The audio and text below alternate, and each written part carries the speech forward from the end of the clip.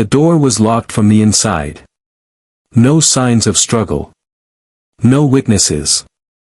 Just the sound of a phone ringing in a quiet room that no one would answer. Inside, a young woman lay still on the bedroom floor, a luggage strap around her neck. The scene was unsettling, but not unfamiliar to the first responders. Another suicide. That's what they said. She had no history of mental illness. She had plans for the next day. She was 23 years old, pregnant, and alone. Her name was Sandra Birchmore. To those who knew her, she was bright, determined, eager to prove herself. Her life had not been easy, raised in foster care, orphaned young, but she was building something for herself. And she trusted the people she thought were protecting her. But the phone logs told a different story. So did the messages on her tablet. And one name appeared again and again. What happened to Sandra Birchmore would expose secrets that many wanted buried. It would point to a relationship no one was supposed to know about. And it would raise a single question that still hangs in the air: why did no one stop it? You're watching True Crime Tangle, where we bring you stories that hide in plain sight, and the voices that were nearly never heard. Today's case is not a whodunit. It's not a mystery solved by fingerprints or chance. It's a story of access. Of silence. Of a girl who grew up looking for purpose and found herself under the watch of those sworn to protect. This isn't just about what happened one February night. It's about what went unseen for years, and what no one wanted to talk about once it came to light. Stay with us as we step into the case of Sandra Birchmore. Stoughton, Massachusetts. Population around 28,000. A commuter town with a low crime rate and a reputation for knowing its own. The kind of place where the faces at the town fair are familiar, where local businesses know your coffee order, and where the police department prides itself on community trust. Sandra Birchmore was born in 1997. She lost both of her parents while still in high school. After her father died of cancer and her mother passed from an illness shortly after, Sandra found herself navigating adolescence alone. She lived with a foster family but stayed connected to her roots. Volunteering, attending local events, holding down jobs, always staying visible. Those who knew her say she was warm, eager to help, and stubbornly independent. She liked doing things herself, but she didn't like being overlooked. And she never wanted pity. What she wanted, what she worked for, was a place to belong. She found that sense of belonging through the Stoughton Police Explorers program. Designed to prepare teens for careers in public service, the program offered mentorship, training exercises, and the thrill of wearing the uniform. It was through this program that Sandra began to form strong connections within the police department. She became a familiar face. Officers described her as dependable, present, helpful. She showed up to events early. She stayed late. She asked questions. She studied procedure. She learned call signs. And eventually, she became close with the people running the program, including Matthew Farwell, a uniformed patrolman who'd served in the army before joining the force. Farwell had a calm demeanor. He came from a respected law enforcement family. His twin brother, Andrew, was also an officer. His father had retired from the department. The Farwell name carried weight in Stoughton. At first, there was nothing out of the ordinary. Sandra was a teenage participant. Farwell was a mentor, like others before him. But in small towns, lines blur easily. Proximity becomes routine. Routine becomes relationship. And when no one's watching closely, no one sees what crosses the line. By the time Sandra aged out of the Explorers program, she was still spending time with Farwell. Still attending department events. Still in contact. She stayed around. She wanted to be a part of that world. What she might have wanted most was legitimacy. Respect from the department, recognition, a uniform of her own. And what she didn't know was that staying close to the badge would come at a cost no one had warned her about. February 4, 2021. It was a Thursday afternoon when police entered Sandra Birchmore's apartment in Canton, Massachusetts. Inside, they found her body in the bedroom. A luggage strap was wrapped tightly around her neck. Her body was cool, the apartment undisturbed, the front door locked from the inside. There was no sign of forced entry. No bruises beyond the mark on her neck. No defensive wounds. Her phone was found nearby, her tablet face down on the bed. In the bathroom, a prenatal vitamin bottle. In the kitchen, unopened groceries. And on the calendar by the fridge, a handwritten note, "Call OB, confirm appointment." She was 10 weeks pregnant. The first report from law enforcement described the death as consistent with suicide by ligature strangulation. There was no immediate evidence to contradict that. But even in those early hours, quiet doubts began to form. Sandra had no history of depression. She had made plans for the weekend. And there were messages on her tablet from the night before, some left unread. Within 48 hours, Canton police reviewed building surveillance footage. At approximately 9 p.m. on February 1st, 3 days earlier, Officer Matthew Farwell was seen entering the complex. He wasn't on duty.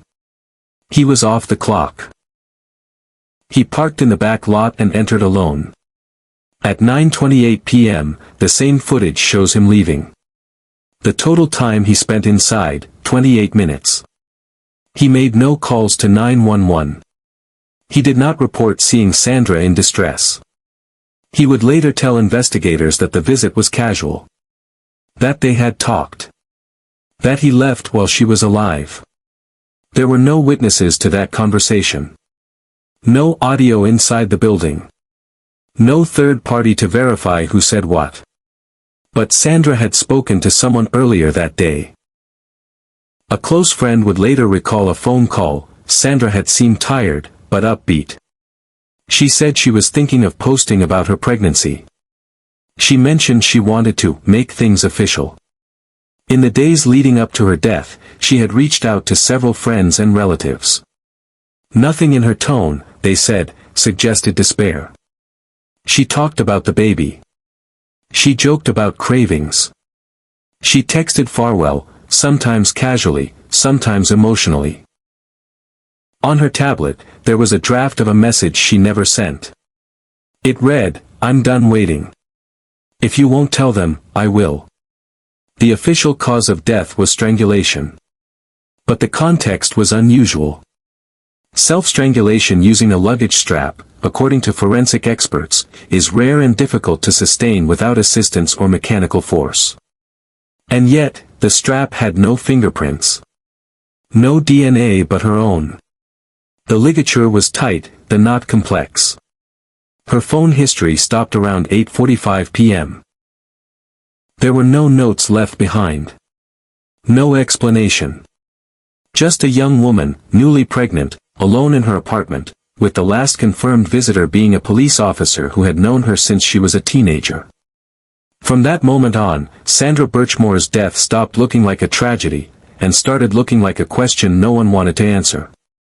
In the hours after Sandra Birchmore's death, the case was treated as closed. The responding officers saw no forced entry. No disorder. The cause appeared physical, not violent.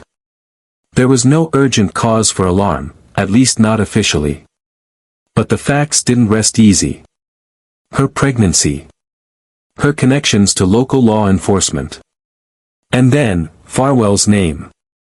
The Canton Police Department reviewed surveillance footage from Sandra's building. One man had entered the building on the night of February 1st, Officer Matthew Farwell. He stayed for less than half an hour. The timing put him at Sandra's door within an hour of the last digital activity from her devices.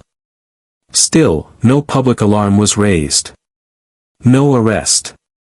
No internal investigation announced. But in a locked room, state and federal investigators were watching.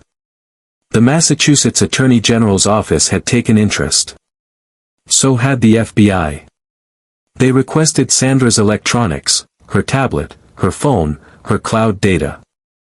And what they found forced the case open. The messages were extensive. Thousands of them, stretching back years. Some friendly. Some romantic. Some explicit. But layered among them were unmistakable signs of control. Sandra called Farwell her person. She spoke of their connection often. But the power dynamic was clear. He decided when they talked, when they met, what she could say. In one message, Sandra asked when she could see him. He responded, "Be patient. You know how this works." Another read, "If you open your mouth about this, everything burns." For both of us. Investigators mapped their communication and cross-referenced it with official police duty logs. On multiple occasions, Farwell had interacted with Sandra during hours he claimed to be elsewhere. There were late-night visits, hours-long gaps in response followed by abrupt check-ins. This wasn't a relationship. It was supervision, deliberate, isolated, and kept out of view. They also found text threads with Farwell's twin brother, Andrew, and their father, a retired Stoughton officer. Conversations revealed knowledge of Sandra's pregnancy and discomfort with the situation. None of them had reported the relationship to any superior authority. No one had intervened. Federal investigators then made a second, equally alarming discovery, a prior warning. 3 weeks before Sandra's death, a young woman contacted the Stoughton Police Department. She said she knew about Farwell and Sandra. That Sandra was pregnant. That the officer involved had known her since she was a child. Her statement was brief, but specific. She had names, dates, screenshots. She expected follow-up. It never came. That report was quietly logged. No internal probe. No outreach to Sandra. No temporary leave for Farwell. The department marked it as informational. Then Sandra died. Investigators began combing through department policy, officer conduct reports, and historical complaints. It became clear that while there had been no prior formal allegations against Farwell, his relationship with Sandra had not gone entirely unnoticed. Officers had seen them together. Some knew they were in contact. Some suspected more. But no one had pressed the issue. As search warrants were executed, one more detail surfaced. On the night of February 1st, Sandra had accessed a file stored in her personal cloud drive. It was titled, "For Me, in Case." It contained screenshots, saved texts, calendar entries, a photograph of a positive pregnancy test, and a partial draft of a message, "I'm tired of secrets. I want to say it out loud." The investigation had turned. What began as a death without suspicion had become something else entirely. A case not just of one woman's loss, but of the failure of an entire system that should have protected her. On August 15, 2024, more than 3 years after Sandra Birchmore was found dead in her Canton apartment, federal agents placed Matthew Farwell under arrest. The former Stoughton police officer, once respected in his department, now stood accused of premeditated murder. The charge was severe, killing a witness to prevent communication to federal law enforcement. A violation of Title 18, U.S. Code Section 1512, A.1.c. The statute is rarely used. But prosecutors argued that the case met the threshold. They alleged that Farwell had strangled Sandra Birchmore in order to stop her from revealing their sexual relationship and her pregnancy to authorities. He was taken into custody without incident. There was no dramatic raid. No foot chase. He had left the force in 2022, under the shadow of internal scrutiny. Since then, he'd kept a low profile.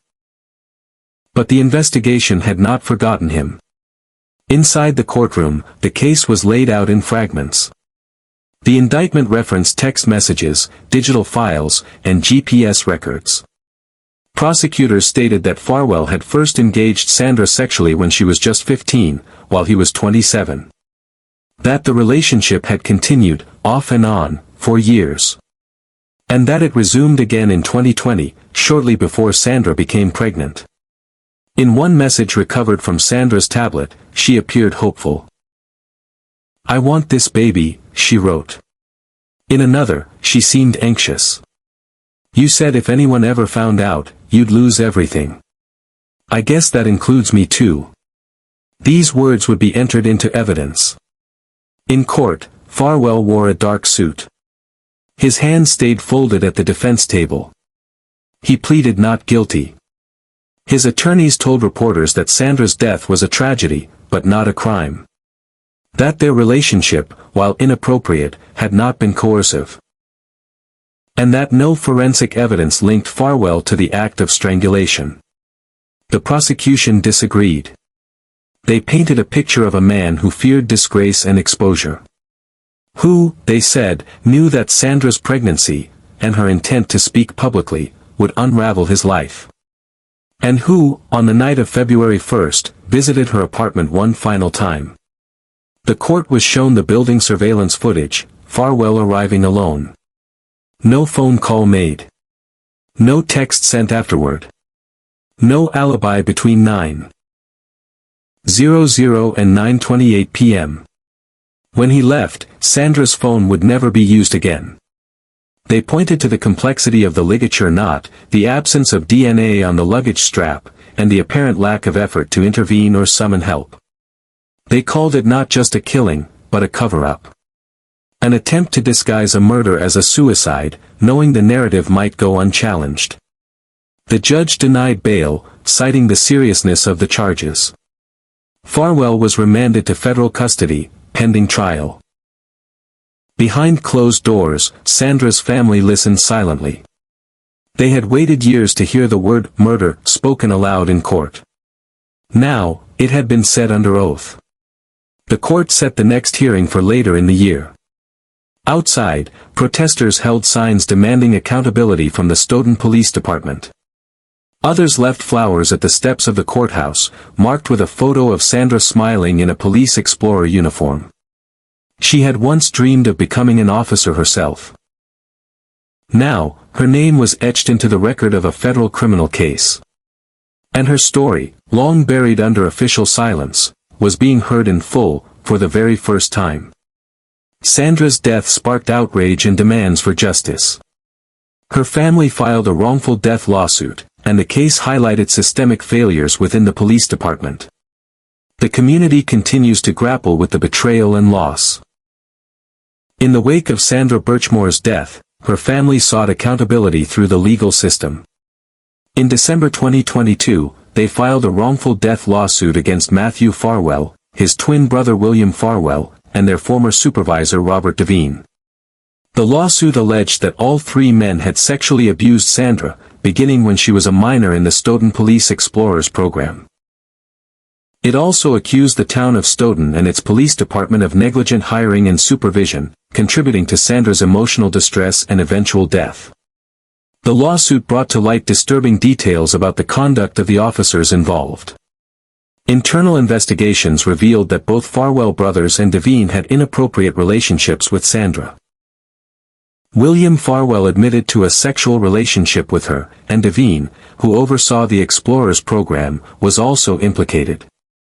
These revelations led to the decertification of William Farwell, effectively ending his law enforcement career. The community's response was one of shock and anger. Vigils were held in Sandra's memory, and supporters marched from the town hall to the police department in Stoughton, demanding justice and systemic change. Residents expressed their distrust in the police department, citing a history of misconduct and lack of accountability. The case also drew attention to the broader issue of abuse within police youth programs. Investigations revealed that Sandra's experience was not isolated. Similar allegations have been made against law enforcement personnel in Explorer programs across the country. These findings highlighted the need for greater oversight and protection for young participants in such programs. As the legal proceedings continued, questions remained about the extent of the abuse and the failure of the system to protect Sandra. The community grappled with the betrayal of trust and the need for reform within the police department. Sandra's story became a catalyst for conversations about power dynamics, accountability, and the importance of safeguarding vulnerable individuals. Sandra Birchmore wanted to serve her community. She joined the Police Explorers to learn, to belong, to wear the uniform one day. She trusted the people in that room. She believed in them. Her story didn't end in a headline. It ended in a quiet apartment, behind a door that was supposed to stay closed. What followed was not just a criminal investigation, but an unraveling, of silence, of complicity, of systems that waited too long to act. What do we owe someone like Sandra? A better answer than, it's complicated. A better system than, she didn't come forward. We owe her, and others like her, more than sympathy. We owe them safeguards, vigilance, and the kind of courage we expect from those in uniform. This isn't just about one officer or one police department. This is about every person who saw something and said nothing. Every institution that folded inward. Every warning that was logged and left alone. Sandra was not invisible.